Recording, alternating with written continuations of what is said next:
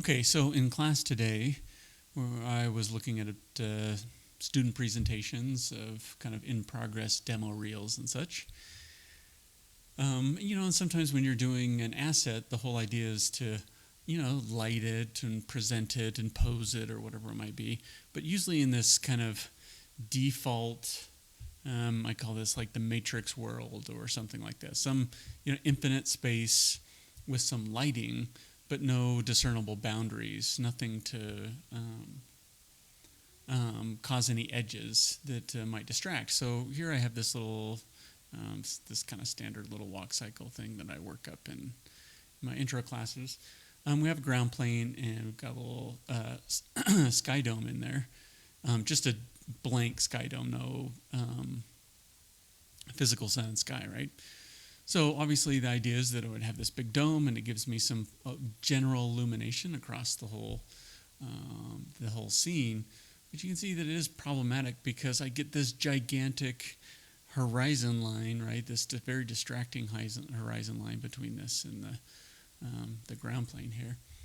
So one way that students will deal with this, and I have done this before in the past, is create, in essence, like a giant oil drum, right? You would put your character, your asset in that oil drum. You kind of bevel the sides of it so it has a soft transition. It's kind of like a 360 backdrop that you might see in a photo studio, right? Which is a good idea, but when you using like a sky dome, especially if you're using like a physical sun and sky, you get the shadows and uneven illumination, shadowing and shading on the walls of this backdrop, right? So it isn't just blank and a color, you see shading on it, right? So you get a sense this, again, it's like this big bowl that your character or your asset is. And, well, so there's a couple ways to play with this, actually. So if you're using Arnold, I guess in this case. So again, I have the sky dome in here, I have my character and my ground. And I just have the intensity at 1 on this big sky dome.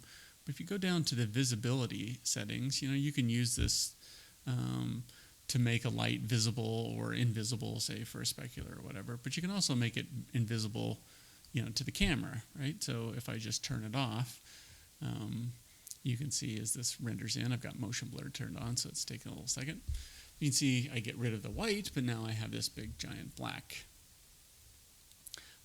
But you can actually do this as a percentage, right? You can do this, you can kind of eyeball it if you want to. I'll just put this 0.25. So you can see now, and you're like, wow, they knew exactly what that 0.25 was. I can explain that here in a second.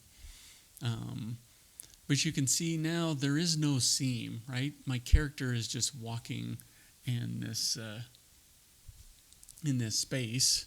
And if the camera rotates around, if I went to a different frame here, right, you don't see anything discernible as far as the side walls, but you do get the shadowing that's down below, right? So it's this very gray matrix world, okay, very diffuse lighting in this instance with our character.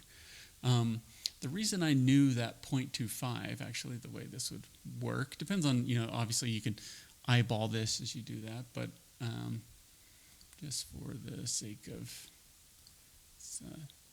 so I created a standard shader and it's just set to, so the color itself, I guess, is this gray, right? That's 0.5, okay, as far as the value of its grayness. And then its intensity is half of that, right? So the weight or the intensity of that is 50%. So if I made this weight 100, 1 or 100% if you want to think of it that way, then this would be 100% of 0.5 would be 0.5. But in this case, it's actually 0.5 or 50% of 0.5, which ends up being, it's miraculous, right? Oh my goodness, the math. Right, so if I click on my little sky dome, it ends up being 25%, right? So that looks pretty nice. Let's go ahead and turn that. Let's just close this for a second. And the other way to deal with this, in fact, I'm going to just leave that back at 1 for the sake of argument. I'm going to turn the intensity down to 0. And I kind of had a picked out frame here, so 185. So that's kind of full illumination. But what if you wanted kind of this spotlight setup? So I've created something where I have just a couple area lights in here, right? A little more drama on the stage for our little walker. But that black is pretty oppressive, right? And of course, we don't have a sky dome to get in here and add some, fill in some of these shadows to get a little black. Now, in this case, the character has a robot-like metallic thing, so the reflections themselves are kind of filling in some of those dark areas. But there's a way to approach this again, the same method with the sky dome. Will help us fill this in with a little bit of lighting, but still maintain kind of a solid gradient across this. So if I just go back to the dome, and let's make it something really low, like 0.05. And we can even play with color. So I actually like to use temperature. So let's just make it 9,000 degrees Kelvin, universal scale. And I happen to know that's kind of a bluish. You can even see it up here. If I did something like 4,200 Kelvin, you would see you would get a temperature that's more like candlelight, or I don't know, Mars, right? But it's just this absolute temperature scale. And I'll go back here and do a little render, right? So we had it the blue format. So again, it's, and I can crank this intensity up, whatever I might want. Let's do 0.1 maybe, right? Maybe I want a little more. But again, I'm back to having this problematic horizon line. But again, we'll just go back here. We'll dollar that in, right?